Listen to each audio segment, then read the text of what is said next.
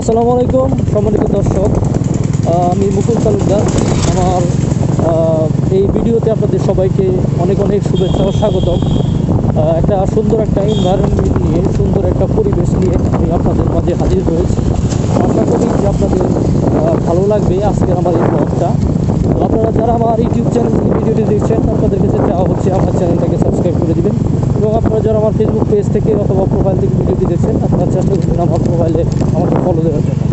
আপনাদের ছোটো ছোটো ভালোবাসা আমার জন্য অনেক বড় একটা পাওনা, আমার জন্য অনেক বড় একটা প্রাপ্তি।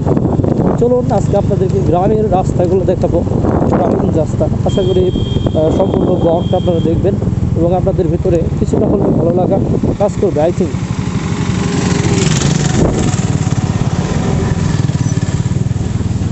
তো সম্মানিত দর্শক, আমি এখন যে গ্রামটায় আছি এটা হচ্ছে ঝিনাইদহের একটি গ্রাম। গ্রামটা অনেক সুন্দর, গ্রামীণ পরিবেশ, গ্রামীণ এনভায়রনমেন্ট। আশা করি আপনাদের ভালো লাগবে। আপনারা যারা শহরে যারা থাকেন তারা কিন্তু এই ফ্লেভারটা পাবেন না। এই ফ্লেভারটা পেতে হলে আপনাদেরকে গ্রামে আসতে হবে। গ্রাম ছাড়া মূলত গ্রামের ফ্লেভার পাওয়া যায়। তো গ্রামীণ সকালে যে কীরকম একটা আভাস থাকবে, হ্যাঁ, কীরকম একটা এনভায়রনমেন্ট থাকে, সেটাই মূলত আমি আপনাদেরকে তুলে ধরতেছি।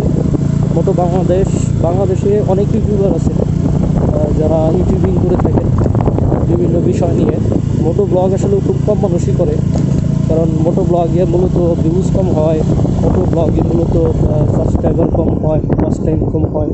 তো এই প্ল্যাটফর্ম থেকে উঠে আসাটা অনেকটাই চ্যালেঞ্জিং, টোটালি চ্যালেঞ্জিং। আশা করি তারপরেও যারা আপনাদের যদি সমর্থন যদি পায়, আপনাদের যদি দোয়া যদি পাই, তাহলে অবশ্যই ইনশাল্লাহ সাকসেস হওয়া সম্ভব। তো একটা পক্ষে তো আসলে কোনো কিছু করা সম্ভব না, বেড়ে ওঠাটাও সম্ভব না। যদি আপনাদের যদি দোয়া থাকে, ইনশাল্লাহ আপনাদের যদি সাপোর্ট যদি আমি দিতে পারি, তাহলে ইনশাল্লাহ আমিও উঠে যেতে পারবো। আপনারা যারা ইউটিউব চ্যানেল থেকে আমার ভিডিওটা দেখছেন, আপনারা চেষ্টা করবেন আমার চ্যানেলটাকে সাবস্ক্রাইব করে দেওয়ার জন্য। এবং আপনারা যারা ফেসবুক পেজ থেকে ভিডিওটা দেখছেন বা আমার প্রোফাইল থেকে ভিডিওটা যারা দেখছেন, তারা আমাকে একটু ফলো করে দিবেন। দেখেন এখানে গ্রামীণ যে রাস্তা, একদম মাটির রাস্তা, মানে মাটির রাস্তার মধ্যে মাটির একটা সম্পর্ক থাকে। যেহেতু আমরা মানুষ, গ্রামের মানুষ, আমাদের আল্লাহ পাক বানিয়েছেও মাটি দিয়া, তো যেতেও হবে মাটিতে। সেই মাটির প্রতি একটা কিন্তু অন্যরকম ভালো লাগা কাজ করে যখন গ্রামের রাস্তা দিয়ে যখন আমি যাতায়াত করি। দেখেন কী সুন্দর একটা মনোরম পরিবেশ, গ্রামীণ পরিবেশ। আশা করি ভালো লাগবে। সম্পূর্ণ ব্লগটা আপনারা সাথে থাকুন, ভালো লাগবে।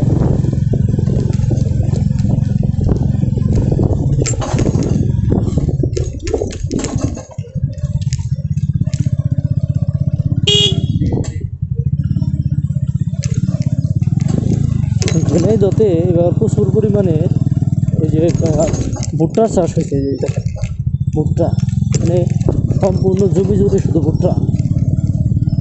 ভুট্টার চাষ।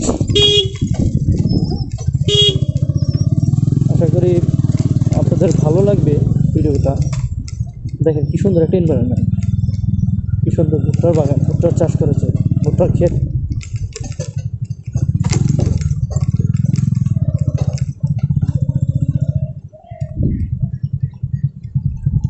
সুজলা সুফলা শস্য শ্যামলা আমাদের এই বাংলা, গ্রামীণ মাটির রাস্তা।